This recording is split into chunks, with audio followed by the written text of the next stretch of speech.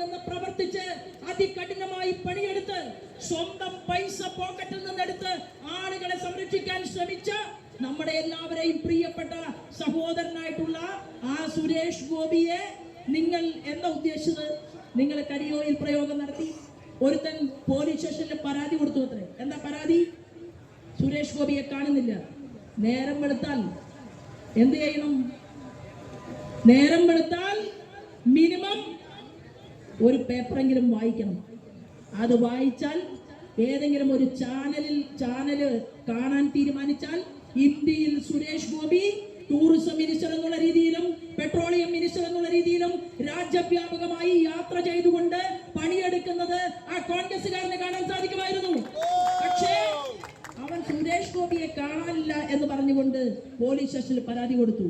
ഈ തൃശ്ശൂർ പേരൂരിന്റെ മണ്ണിൽ നിന്ന് നിരവധി ക്രിസ്ത്യൻ ഹിന്ദു പെൺകുട്ടികളെ കാണാതായിട്ടുണ്ട്. എവിടെയായിരുന്നു കോൺഗ്രസുകാർ? ആ പെൺകുട്ടികളെ കാണാതായതിന്റെ പേരിൽ ഒരു സമരം നടത്താനോ, അവരാര് തട്ടിക്കൊണ്ടുപോയി എന്ന് പരിശോധിക്കാനോ, അവരെവിടെയാണെന്ന് എന്ന് ചോദിക്കാനോ ഓരോരുത്തർ കോൺഗ്രസുകാരനെയും ഈ തൃശ്ശൂരിന്റെ മണ്ണിൽ ഞാനോ നിങ്ങളോ കണ്ടില്ല. ഇപ്പോ പ്രിയങ്ക ഗാന്ധി 2 തവണ ജയിപ്പിച്ചതല്ലേ കേരളത്തിലെ ജനങ്ങൾ? ആദ്യം രാഹുലിനെ ജയിപ്പിച്ചു, പിന്നെ പ്രിയങ്ക ഗാന്ധിയെ ജയിപ്പിച്ചു. 2 ആളെയും ജയിപ്പിച്ചിട്ട് അവിടുത്തെ പാവപ്പെട്ട മനുഷ്യർക്ക് 1 കിലോ ഉപ്പിന്റെ ഉപകാരം ഇപ്പോഴത്തെ പ്രിയങ്ക എന്ന് പറയുന്ന കോൺഗ്രസിന്റെ നേതാവിനെ കൊണ്ടുണ്ടോ? അതല്ലേ ചോദിക്കേണ്ടത്. പ്രിയങ്കയെ കാണാനില്ല എന്നല്ലേ നിങ്ങൾ വയനാട്ടുകാര് കോൺഗ്രസുകാര് പറയേണ്ടത്? അതല്ലേ ചെയ്യേണ്ടത്. ഇപ്പൊ എന്താ സംഭവിച്ചതെന്നറിയോ? സാധാരണഗതിയിൽ കണ്ണൂരിലാണ് ജയരാജന്മാരുടെ കളി, കണ്ണൂരിലാണ് മാർക്സിസ്റ്റ് പാർട്ടിയുടെ അക്രമ രാഷ്ട്രീയത്തിന് നേതൃത്വം കൊടുക്കുന്ന നേതാക്കന്മാരുടെ കളി. പിന്നെ തൃശ്ശൂരിൽ നിങ്ങൾ കളിച്ച ഗ്രൗണ്ട് കൊടുങ്ങല്ലൂരാണ്. ആ കൊടുങ്ങല്ലൂരിൽ നിങ്ങൾ കളിച്ചു.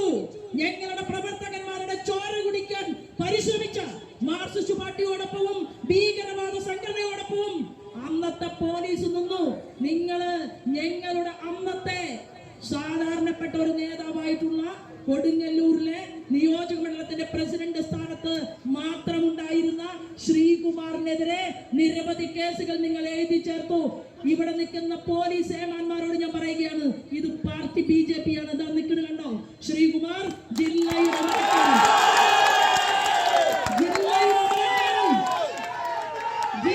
പ്രസിഡന്റ്. ഇന്ന് തൃശ്ശൂർ പേരൂരിനെ 3 ഭാഗമാക്കി ഞങ്ങൾ സംഘടനാ പ്രവർത്തനത്തിന് നേതൃത്വം കൊടുക്കുമ്പോ ആ കൊടുങ്ങല്ലൂരിൽ നിങ്ങൾ ജന്മം അവസാനിപ്പിക്കണമെന്ന് തീരുമാനമെടുത്ത എന്റെ സഹോദരൻ ശ്രീകുമാർ ഇന്ന് ജില്ലയുടെ അധ്യക്ഷനായിട്ട് അമരക്കാരനായിട്ടാണ് നിൽക്കുന്നത്. അതുകൊണ്ട് പോലീസ് അധികാരികളോട്, നേരത്തെ സൂചിപ്പിച്ച പോലീസുകാരോട് ഞങ്ങൾ പറയാൻ ആഗ്രഹിക്കുകയാണ്, ഞങ്ങൾ ഇതൊന്നും പേടിച്ചിട്ടല്ല. മാന്യമായിട്ട് നിൽക്കണം. കോപം നനഞ്ഞതുപോലെ തലയിലൊരു കെട്ടും കെട്ടിയിട്ട് ഇറങ്ങി പുറപ്പെടാൻ ഞാൻ ഉൾപ്പെടെയുള്ള സ്ത്രീകൾക്ക് ചങ്കൂറ്റമുണ്ട്. പക്ഷേ ഞാൻ അമ്മമാരോട് പറഞ്ഞു, ഇപ്പൊ എന്താ ഗോവിന്ദ മാഷ് ആഗ്രഹിക്കുന്നത്? ഗോവിന്ദ മാഷ് ആഗ്രഹിക്കുന്ന തൃശ്ശൂർ ജില്ലയിൽ ഒരടി നടക്കണം. ഇവിടെയുള്ള നേതാക്കന്മാർ മുഴുവൻ ആ സംഘടനത്തിൽ പെടണം. അങ്ങനെ ഡിവൈഎഫ്ഐക്കാരന്റെ ഇവരുടെ മാർക്സിസ്റ്റ് പാർട്ടിയുടെ ഓഫീസിലേക്ക് നമ്മൾ പോകണം. അവരതാ വിചാരിച്ചത്.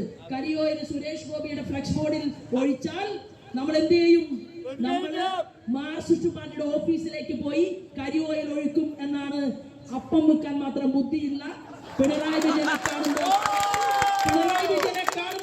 പേടി കൊണ്ട് വിറയ്ക്കുന്ന ഗോവിന്ദ മാഷ് വിചാരിച്ചത് ഞങ്ങൾ എല്ലാവരും കൂടി ബക്കറ്റിലെ കരിയോയിലും വാങ്ങിയിട്ട് ഞങ്ങൾ അങ്ങോട്ട് പോകും, മാർക്സിസ്റ്റുകാർ ഇറങ്ങും, ഞങ്ങളുടെ മുതിർന്ന നേതാക്കന്മാരും പ്രവർത്തകരെയും ഒക്കെ അടിക്കും, പോലീസ് വരും, കുറെ അക്രമ സംഭവങ്ങൾ തൃശ്ശൂർ ജില്ലയിൽ ഉണ്ടാക്കാം എന്നാണ് നിങ്ങളൊക്കെ വിചാരിച്ചത് അല്ലേ? എന്നാൽ ഞങ്ങൾ പഠിച്ച സ്കൂളിലല്ല ഗോവിന്ദൻ മാഷ് പഠിച്ചത്. അത് മനസ്സിലാക്കണം. ഞങ്ങൾക്കറിയാം ഞങ്ങളുടെ പ്രവർത്തനം എന്ന് പറയുന്നത് ഞങ്ങൾ ഇപ്പോൾ കേരളത്തിൽ ഡാറ്റ കളക്ട് ചെയ്തുകൊണ്ടിരിക്കുകയാണ്. വ്യക്തികളുടെ ഞങ്ങൾ വോട്ട് ചേർത്തുകൊണ്ടിരിക്കുകയാണ്. ഓരോ ബൂത്തുകളിലും വോട്ട് ചേർക്കുന്നതിന്റെ ഭാഗമായി നിതാന്ത പരിശ്രമം നടത്തിക്കൊണ്ടിരിക്കുകയാണ്. ഇന്നലെ വരെ ഇപ്പൊ പറയാണ്, ഒരു സിമന്റ് കച്ചവടം നടത്തുന്ന സുജിത്തേട്ടൻ 1 രൂപ വാടക വാങ്ങിയിട്ടില്ല സുരേഷ് ഗോപിയുടെ കയ്യിൽ നിന്ന്. കൊടുക്കാൻ സുരേഷ് ഗോപി ചേട്ടൻ ആഗ്രഹിക്കാത്തതുകൊണ്ടല്ല. സുജിത്ത് പറഞ്ഞു, തൃശ്ശൂർ ജില്ലയിൽ BJP ഒന്ന് ജയിച്ച് കാണാൻ വേണ്ടിയിട്ട് ഒരു 50,000 രൂപ വാടക കിട്ടുന്ന ഒരു വീട് 5 വർഷക്കാലം സൗജന്യമായിട്ട് ഇതാ കിടക്കണം നരേന്ദ്രമോദിക്ക് വേണ്ടി എന്ന് പറഞ്ഞ് ആ വീട് നൽകിയതാണ് ശുചിത്വം. ആ വീട്ടിൽ 3 നിലകളുണ്ട്. ആ 3 നിലകളിൽ കഴിഞ്ഞ കാലത്ത് തെരഞ്ഞെടുപ്പ് പ്രവർത്തനത്തിന് നേതൃത്വം കൊടുക്കാൻ വേണ്ടി പാലയിൽ നിന്ന് വന്ന ബിജു ഉൾപ്പെടെ അദ്ദേഹത്തിന്റെ ഭാര്യ ഉൾപ്പെടെ ഇവിടെ നമ്മൾ അവിടെ താമസിച്ചിട്ടുണ്ട്. ആ താമസിച്ച ആളുകളുടെ വോട്ട് അവിടെ ഞങ്ങൾ ചേർത്തിട്ടുണ്ട്. നിങ്ങൾ ഇത്രയും വലിയ വോട്ടിനെ കുറിച്ച് പറയുന്നുണ്ടല്ലോ. ആരാടോ മഞ്ചേശ്വരത്ത് ശ്രീമാൻ സുരേന്ദ്രനെ തോൽപ്പിച്ചത്? മഞ്ചേശ്വരത്ത് 89 വോട്ടിന് സുരേന്ദ്രനെ തോൽപ്പിക്കാൻ വേണ്ടി 15,000 കള്ള വോട്ട് മഞ്ചേശ്വരത്ത് നിങ്ങൾ ചേർത്തു. നിങ്ങൾ ആലപ്പുഴയിൽ ചേർത്തില്ലേ? ആലപ്പുഴയിൽ നിങ്ങൾ ഇഷ്ടം പോലെ കള്ളവോട്ട് ചേർത്തു.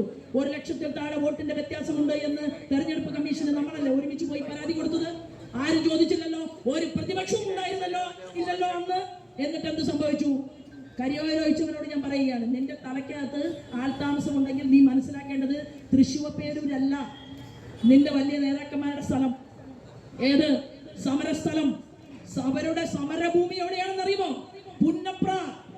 പുന്നപ്ര വടക്ക്, പുന്നപ്ര തെക്ക്, പിന്നെയോ വയലാർ. വയലാറിന്റെ ഭൂമി. അവിടെ തൃശ്ശൂരിൽ നിന്ന് ഞാൻ പോയി, എന്നോട് പാർട്ടി പറഞ്ഞു ആലപ്പുഴയ്ക്ക് പോകാൻ. അവിടെ പുന്നപ്ര തെക്ക് 1ാം സ്ഥാനം BJPക്ക്. താമരച്ചിഹ്നത്തിൽ അരുവാട്ടുകയിൽ നിന്ന് വോട്ടുകൾ മുഴുവൻ ബഹുഭൂരിപക്ഷം വരുന്ന വോട്ടുകളും പുന്നപ്ര തെക്കും പുന്നപ്ര വടക്കും നിന്ന് പുന്നപ്ര പഞ്ചായത്തിൽ നമ്മൾ 1ാം സ്ഥാനമാണ്. അത് കള്ള vote ചേർത്തിട്ടാണോ?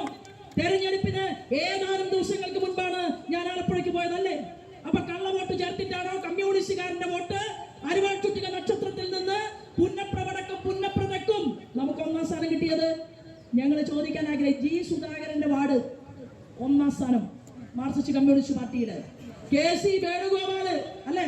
KC വേണുഗോപാലിന്റെ ward കൈപ്പത്തിയിൽ vote ചെയ്തവരൊക്കെ താമരയിൽ vote ചെയ്തു. നമുക്ക് 1ാം സ്ഥാനം. അപ്പൊ അവിടെ കള്ള വോട്ട് ചേർത്തിട്ടാണോ അവിടെ 1ാം സ്ഥാനത്ത് വന്നത്? കണ്ടല്ലൂർ പഞ്ചായത്ത്, കോൺഗ്രസ് ഭരിക്കുന്ന പഞ്ചായത്ത്, 1ാം സ്ഥാനം BJP.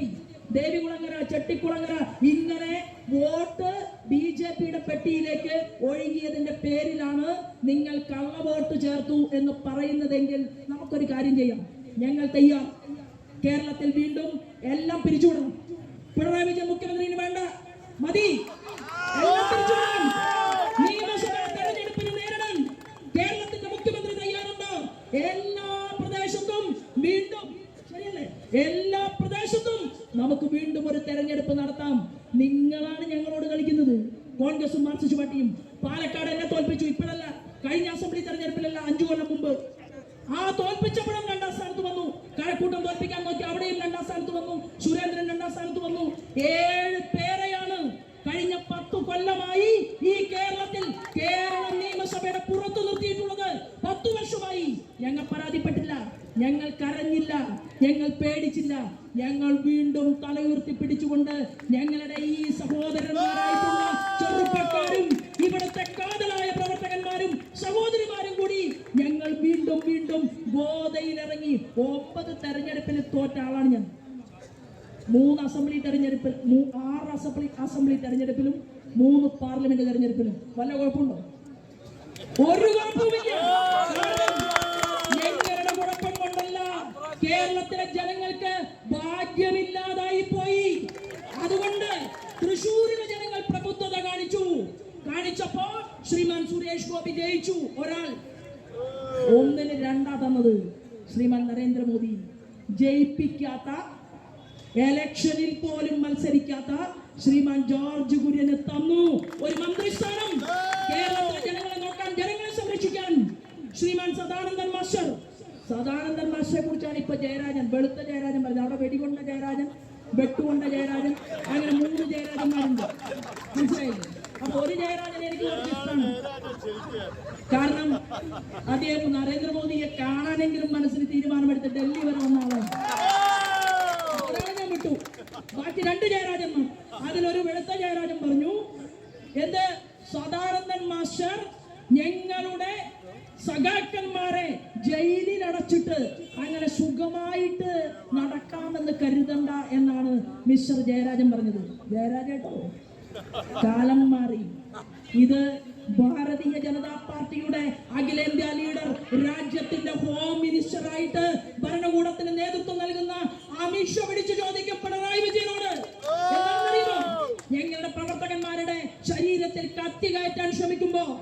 ഞങ്ങളുടെ പ്രവർത്തകന്മാരെ ഇല്ലാതാക്കാൻ ശ്രമിക്കുമ്പോ, കണ്ണൂരിനെ കലാപഭൂമിയാക്കി മാറ്റാൻ ശ്രമിക്കുമ്പോ, ഒരു കൈയില്ലാത്ത ജയരാജേട്ടൻ വീണ്ടും വീണ്ടും അമൃതയിൽ പോയി അഡ്മിറ്റ് ആകേണ്ടി വരും പേടിച്ചിട്ട്. പോയില്ലേ? 4 തവണ പോയി. ഞങ്ങൾ കണക്ക് പറയണോ? അപ്പൊ കണ്ണൂരിൽ നിങ്ങൾ രാഷ്ട്രീയ പ്രവർത്തനം നടത്തുക, ഞങ്ങളും രാഷ്ട്രീയ പ്രവർത്തനം നടത്തും. കണ്ണൂരിലെ പിണറായി വിജയൻ ഇവരെ എന്താ ജനാധിപത്യത്തെ കുറിച്ച് സംസാരിക്കുന്നത്? ഞാൻ ദീർഘിപ്പിക്കുന്നില്ല. മാർക്സിസ്റ്റ് പാർട്ടി ഏത് ജനാധിപത്യത്തെ കുറിച്ചാണ് പറയുന്നത്? നിങ്ങൾക്ക് ജനാധിപത്യമുണ്ടോ? കണ്ണൂരിലെ പിണറായിലോ പാറപ്പുറത്തോ അല്ലെങ്കിൽ നിങ്ങൾ മൊകേരിയിലോ എവിടെയെങ്കിലും നിങ്ങൾ 10 കൊല്ലം മുമ്പ് വേറൊരു പാർട്ടിക്ക് മത്സരിക്കാൻ നോമിനേഷൻ കൊടുക്കാൻ സമ്മതിച്ചിട്ടുണ്ടോ? ഉണ്ടോ? ആ നിങ്ങളാണ് വോട്ട് ചേർത്തിയതിന്റെ കഥ പറയുന്നത്. ഓപ്പോസിറ്റ് നിൽക്കുന്ന രാഷ്ട്രീയ പാർട്ടി നോമിനേഷൻ കൊടുക്കാൻ പോയാൽ അവരെ അടിക്കുകയും അവർക്കെതിരെ ബോംബെറിയുകയും ഇലക്ഷൻ നടത്താതെ തന്നെ ജയിച്ചവരെ പ്രഖ്യാപിക്കുകയും ചെയ്യുന്ന ആ കണ്ണൂരിലെ ക്രിമിനൽ രാഷ്ട്രീയത്തിന്റെ നേതൃത്വമാണ് ഇവിടെ സുരേഷ് ഗോപിയോട് കണക്ക് ചോദിക്കുന്നതെങ്കിൽ കണക്ക് ഞങ്ങൾ പറയാൻ പോകുന്നുണ്ട്. അടുത്ത അസംബ്ലി തെരഞ്ഞെടുപ്പിൽ കേരളം പിടിക്കാനാണ് തീരുമാനം. കേരളത്തിൽ ഞങ്ങൾ മുന്നോട്ട് പോകുന്നത്. ചെറുപ്പക്കാരും ഗോതയിലിറങ്ങും, പ്രായമായ ആളുകളും ഗോതയിലിറങ്ങും. ഒറ്റക്കാര്യമാണ് അമിത്ഷാജി പറഞ്ഞത്. എന്താണെന്ന് അറിയുമോ? കോടാനുകോടി രൂപ കേന്ദ്രത്തിൽ നിന്ന് വരുന്നുണ്ട്. പക്ഷേ ആ കോടാനുകോടി രൂപ കേന്ദ്രത്തിൽ നിന്ന് വരുന്നത് കേരളത്തിന് ഉപയോഗപ്പെടുത്തണമെങ്കിൽ കേരളം നിയമസഭയ്ക്കകത്ത് ഒരു എളുപ്പ വഴിയില്ല. എന്താണ്? MLA-മാരെ ഉണ്ടാക്കണം. അതിന് ജനങ്ങൾക്കിടയിലേക്ക് സേവകരെ പോലെ ഇറങ്ങണം എന്നുള്ള അദ്ദേഹത്തിന്റെ വാക്കുകളെ ഏറ്റെടുത്തിരിക്കുക. അത് വീണ്ടും വരികയാണ്. ഏത്?